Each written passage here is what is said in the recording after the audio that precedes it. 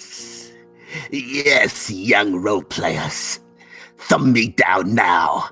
Yes, harness your anger. Give me bad reviews. I can feel your hate. Yes. No, I joke. I say that because for the over 1,300 subscribers I haven't put up a video in months. So thank you all for everyone for remaining a subscriber. Yes, I'm back.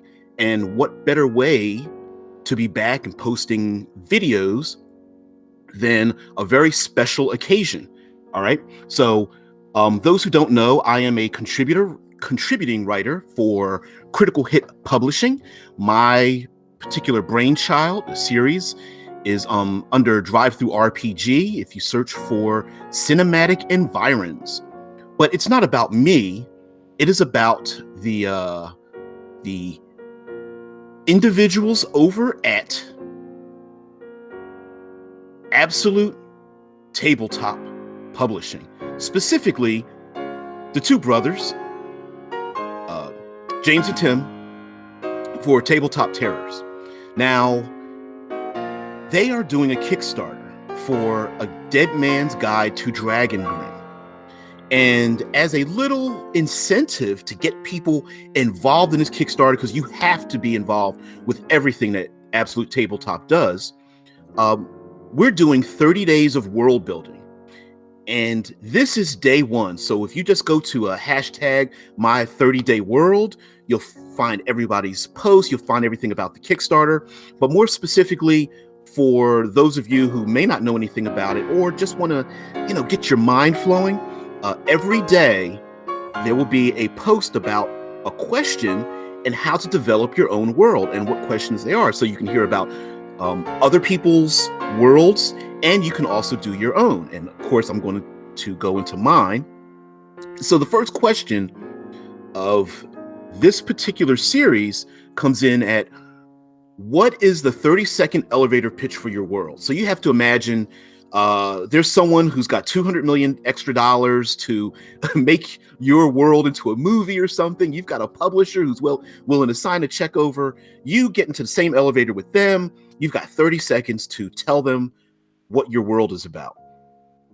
Well, my world has basically 3 lines. And those 3 lines kind of encapsulate what I wanted to create in my world, to delve into in my world. The first one is, humanity has survived the Gods Down conflict with only 3 kneeling gods left to the world. Number 2, allies and enemies are locked in a strange and horrifying yet bizarre network. They make strange bedfellows. They become allies and enemies of each other, yet they have to survive in this strange and twisted world. And lastly, from the corners of the world, humanity is united.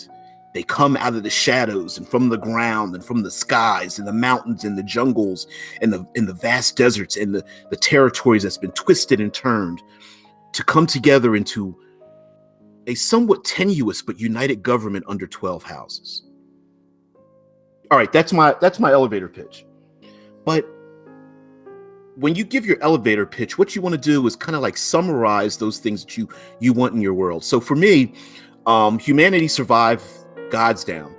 And as many of us role players know, and of course, yes, it's a trope that you have a this ancient conflict. Maybe it's a war, maybe it's a devastation, something that transforms the world, and you want to add a little bit of history, and also really you want to make an excuse for, like, why the hell are there dungeons and magic swords hanging around and hidden in places and people just haven't found them all? Well, you have this great conflict. And so in my conflict, the gods had a huge conflict over humanity on the actual world itself. And I'm imagining that they physically stood upon the world and did battle. The clouds were like chest level to them as they battled each other.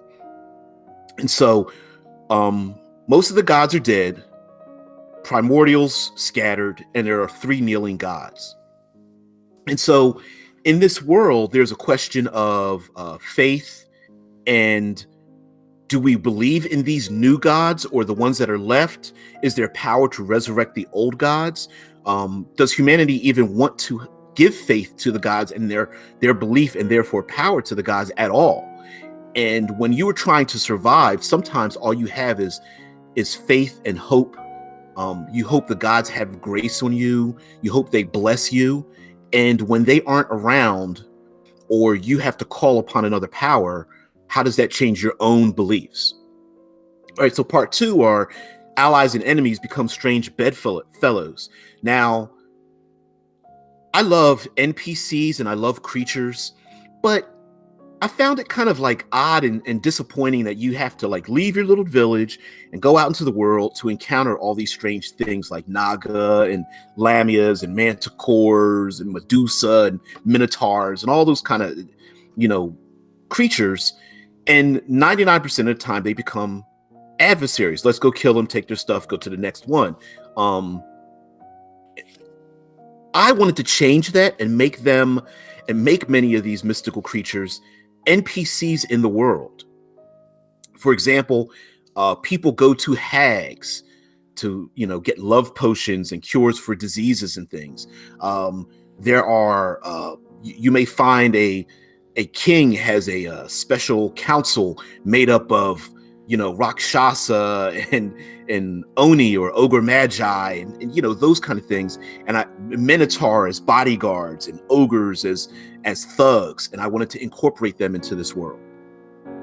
And lastly, that out of the corners of the world come this new governing body of 12 houses. And I wanted there to be in this world obligations beyond the characters, that they could become all part of one house. There are competing factions, that there's more to adventuring than just dungeon delving. Really, this is, you can have an adventure where the party are protecting the goods from one house to get to another, or they are emissaries or diplomats. And so I want to include a lot of social interactions, a lot of environmental interactions, because that's my specialty and whatnot. So in essence, day 1 of my 30-day world, my elevator pitch: humanity survives gods down conflict. They end up hiding and making a strange bedfellows with some enemies and allies, and then they come back out of the ashes to once again rejoin humanity into a governing body of 12 houses. Lastly, I'm going to end with please support the Kickstarter for A Dead Man's Guide to Dragon Grin. Go over to Absolute Tabletop, go to Tabletop Terrors on Facebook, join the group, listen to the discussion. Go on YouTube, follow Tabletop Terrors, Absolute Tabletop, and the 2 other brothers, if you want to call that, in gaming, How to Be a Better Game Master and A Fistful of Dice. Review what they're going to do. If you're like, I'm not really sure, listen to what they have to say, download any free materials that they have, make a judgment on your own. And by the way, join in on my 30-day world and have fun. By the way, I am DBJ, your third pillarist, the dread-headed DM, and thanks for watching.